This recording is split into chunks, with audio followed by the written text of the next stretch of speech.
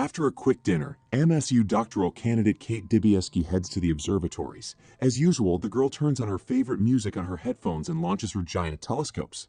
Suddenly, the first images appear on the screen and one of them greatly surprises Kate. In the picture, the girl sees a large comet that was not previously in sight.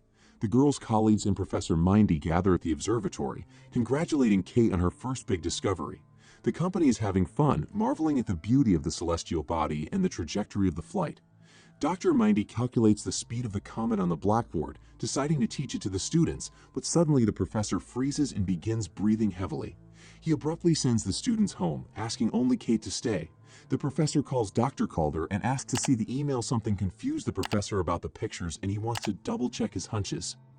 Calder brings in a NASA specialist, and stammering with excitement, Kate reports that by all calculations, the asteroid is more than 5 kilometers in diameter. It will collide with the Earth in 6 months and 14 days, and it threatens the loss of all life. Dr. Oglethorpe feels that everything must be reported to Washington, and to do this he needs someone who saw the comet first and someone who will be responsible in case of a mistake. Dr. Mindy tries to be supportive of the student, but he himself is also very nervous. Mindy and Dibieski get their own plane, and even there the professor can't find a seat. Once at the White House, Randall and Kate meet Teddy Oglethorpe and General Timms, who is overseeing the case. President Jane Orlean was also going to attend the meeting, but for now she is delayed and the company has offered some rest from the road. Kate tries to keep her cool, but when she realizes she has to speak to the president, the girl vomits right into the trash can. President Orlean takes her time in the meeting, forgetting that scientists are waiting for her. To take care of the guests, General Timpson brings them peanuts and water, asking them to pay for the treats. Night falls. The general bids farewell, leaving the trio to wait further. Short of time, Kate goes in search of water and discovers that it is absolutely free, and the old warrior just tricked them. Jason Orlean, the president's son, informs the guests that the meeting is postponed because he is not feeling well. The company suspects that the government doesn't know how serious the situation is, but at some point it becomes clear that no one simply cares about scientists. Philip Cage, Kate's buddy, calls her to support her friend, but all he does is talk about his article, and it makes the girl terribly angry. Knowing that in 6 months they will all die, Kate cannot listen to the ridiculous problems. Mindy feels about the same way. Talking to her family on the phone, the doctor tries to rejoice in her son's progress, but her nerves give out. Finally, the next day, President Orlean receives the scientists, but with all her appearance, both she and her son show indifference, not understanding why they are told about some comet at all. Oglethorpe intervenes, who confirms the scientists' words and suggests trying to dislodge the comet with nuclear drones, but Jane Orlean is more worried about the coming elections and advises everyone to keep quiet, promising to get more scientists if she doesn't forget. Oglethorpe advises Mindy to leak the pictures to the press, leaving things as they are won't avoid disaster. Peter Isherwell, a genius with developmental disabilities, presents his new model of smartphone, which can read the feelings and emotions of the owner. It is to him that Oglethorpe passes the pictures after the show, knowing that Peter will know what it's all about. Mindy and Kate meet with the film crew, and they, after double-checking the information, are going to run the news, but before they do, they want to provide scientists with lawyers, realizing that the White House will not leave their chatter. Randall tries to figure out what he is doing that is illegal and why he needs a lawyer, but instead of explaining himself, the producer asks him to send the PhD to media training before appearing on a talk show. Kate tells Philip the whole truth, nearly sowing panic in the city. Meanwhile, the comet floats calmly and beautifully through the vast cosmos, approaching Earth. Interview day arrives, and Mindy is shaking with terror as usual, but by the time the show starts, the professor is packed and ready to speak. Kate realizes that they won't get a response here either. The comet story is put at the very end, after the story about the pop diva breaking up with her boyfriend. Finally, the turn comes to the scientists, but even now the host asks silly questions, preventing the astronomers from talking about the planet's terrible future. Oglethorpe supports his colleagues by sitting at the screen and hoping that they will still be heard. Out of fear and excitement, Kate's speech is very quiet and indecisive, so no one pays attention to the dire forecast. Unable to tolerate the spiteful attitude, Kate makes a scene and runs out of the audience, which becomes the highlight of the show instead of a real scoop. Mindy tries to remedy the situation, but the hosts interrupt his story with silly jokes and the show ends without revealing the comet. Kate's breakdown instantly goes viral online, becoming a meme, but there's nothing scientists can do about it. Even the producers are no longer interested in the news about the asteroid, deciding that astronomers are a little off their game. Even Philip breaks up with the girl, thinking she's crazy, and Kate no longer tries to play pretty and makes a riot in the studio. All the newscasts talk about is the upcoming election and Jane Orland's promiscuous behavior. Even Randall's wife stops taking his tales of the coming end of the world seriously, and instead of delivering her husband's message online, she chooses to go for a walk in the fresh air. But Mindy also has to tear herself away from the computer. Coming down to her wife's voice, Randall sees a mob of FBI agents on her doorstep. Kate is arrested right on the run, Oglethorpe on his way out of the office. All three are charged with spreading state secrets, but instead of prison, they are brought to the White House. Orland apologizes to the scientists and declares that she is ready to call an army and try to stop the comet. The president has to admit that it's all about not losing the election because of the vulgar scandal, but the scientists don't care why she agreed, as long as they can save the world. The next day, Jane Orland speaks to the people of America, stating that the data just came to her. Only 5 months remain before the giant falls, but the president promises Americans that they will do everything they can to save them from destruction.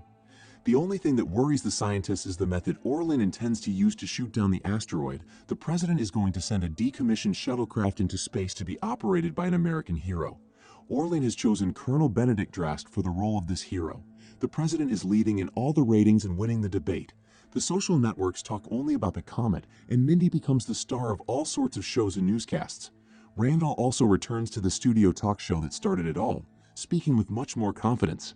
It's no wonder, as the blonde host Bree Evans, with her hand under the table, is cheering the professor on. The once humble Mindy spends a lot of time in Bree's bed, telling her about herself, while Kate once again becomes the target of ridicule on the talk show. Finally, launch day arrives and the entire presidential apparatus gathers at the screens. Scientists also take their seats, and Peter Isherwell also joins the group of important people. Millions of people around the world gather in front of their TVs, waiting for the results. Rockets take to the sky, and Drast announces that the boosters are about to drop. But at that moment, Peter asks the president for a moment so he can talk to her. No one understands what's going on, but Orland returns to the office and cancels the operation. The onlookers watch in horror as the ships return to land, and everyone thinks nothing good will happen again. The trio of scientists are brought to the White House and locked in an office while major issues are decided. Finally, Jason comes in for Mindy and declares that he has now been appointed chief science advisor. But the other scientists, Kate and Oglethorpe, do not get clearance, so they have to sit on lockdown. The president speaks to the audience and tells them about the plan that the genius Isherwell planted for her. After calculating the approximate composition of precious metals and minerals in the comet, the guy decided it wasn't worth kicking her off Earth. According to the smartphone creator, it is possible to crush the meteorite into small pieces and make billions for the entire Earth, saving lives.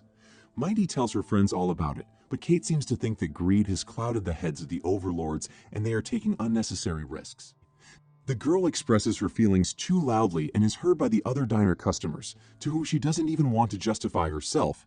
Climbing onto the table, Kate talks about the government's plans, causing a wave of unrest. The graduate student is taken away with a bag over her head. She is charged again, but the girl promises to keep quiet and is set free. To get her thoughts in order, Kate goes to her parents' house, but the old folks won't even let her on the doorstep, saying that the comet resources are jobs, and the activist wants to ruin everything. After another appointment, Randall arrives at the room with Bree, but there the couple is in for a surprise. June, the scientist's wife, has decided to visit him and see how the work is going. She gets in a scandal, reminding her husband to take pills and leaves, slamming the door. Mindy chooses to stay with the spectacular blonde. Kate gets a job at the supermarket as a cashier, and looking wistfully at Philip's face as he interviews her, she indifferently snaps the goods. A group of guys recognize the salesgirl as a star and show their loyalty. One of the guys has a portrait of Dibieski on his board. It works. Kate lets her buddy steal some merchandise and pretends not to see it. Peter invites Mindy and the president to his garage, where a huge robot is already ready to blow up the comet.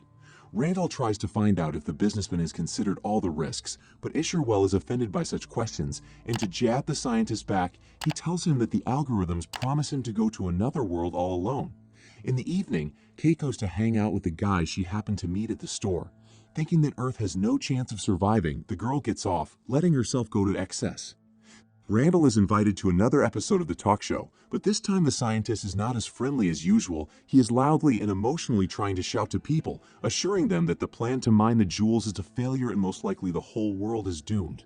For this kind of ranting, Mindy ends up in the car with a bag over her head, and Bree hints to her buddy that their affair is over. Lying on the mattress with her new boyfriend, Kate speculates about the comet and reminisces again about the general who charged them for the free water. But the young man thinks this is all nonsense. He believes in God, and he thinks that somehow this whole story must end well. The couple is about to change the subject and get into things, but lying on her back, Kate notices her, the comet everyone has been talking about in recent months. Mindy notices the space guest too. A scientist stops his car in the middle of the road to get a closer look at the falling giant, and a crowd of onlookers gathers nearby. Despite all the horror of what's happening, the astronomers are happy to see such a miracle with their own eyes, and Kate's buddy gets on his knees and prays that the comet won't take their lives.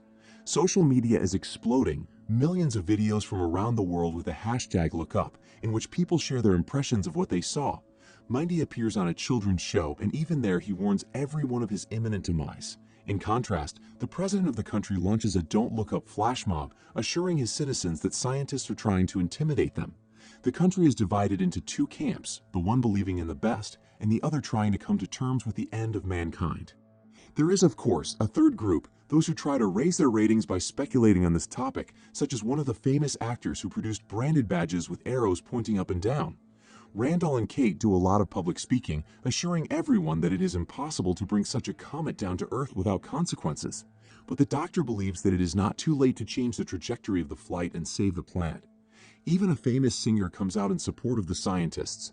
Orlin invites his son to his election debates, but the boy makes such a speech that the chances of winning fall heavily. Jason calls the majority the underclass, which the government needs.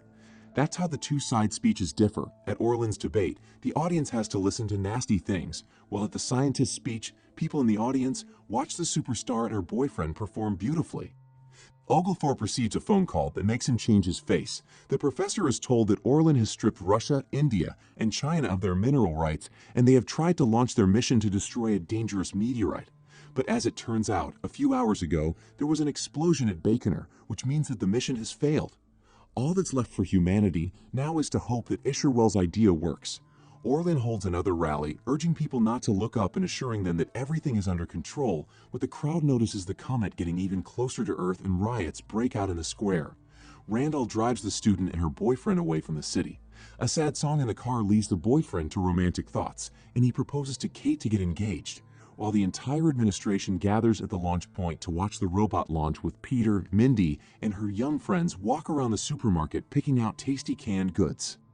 After Jason's silly speech, the countdown begins. The moment the robot roars into the sky, Randall and company come home to his wife, wanting to face the end of the world with her if it's meant to be. June forgives her wayward husband, but not to be outdone, she confesses that she cheated on him back in the dating period. Oglethorpe joins the astronomer's family, and the large company cooks dinner, trying not to think about the future. Peter's drones go into space and dock with the comet in the meantime, but several of them fly away before they have time to work. Early on, but still the drones begin to explode, and now we can only hope that for good reason. The cameras on the drones fail, and the observation post can't see if the comet has managed to finish the job. Orlin receives a phone call from the president of China, who tells him that the plan has failed. The giant continues to move toward Earth. Peter and Orlin run away, and the station staff realizes that they should go too, in time to say goodbye to their families. Only Jason, who is afraid to make decisions without his mother, remains in the room.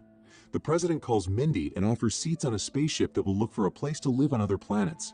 The scientist refuses, and after his words, Jane is reminded of her son. The men humbly watch the fiery clump and thank each other for the pleasantries. Even Kate finds something to say while in a stranger's family. The girl thanks her colleagues for trying to make things right. Rich, Kate's buddy, says a prayer that touches even unbelieving scientists. Some pour in hot drinks and some even try to shoot back, but despite this, the comet is very close to Earth and there are only minutes before it explodes. The collision happens. Mindy, his family, and guests feel the ground begin to shake beneath their feet. Catastrophes begin all over the world. Forests catch fire from fiery debris, seas part, cities disappear from the face of the earth. A beautiful dinner of a large company is interrupted by an explosive wave. But there are those who are lucky. Peter Isherwell's shuttle finds a new planet and lands dozens of lucky people destined to create a new life on it. Most of all, such guests are happy, colorful birds with an appetite for eating Jane Orlin.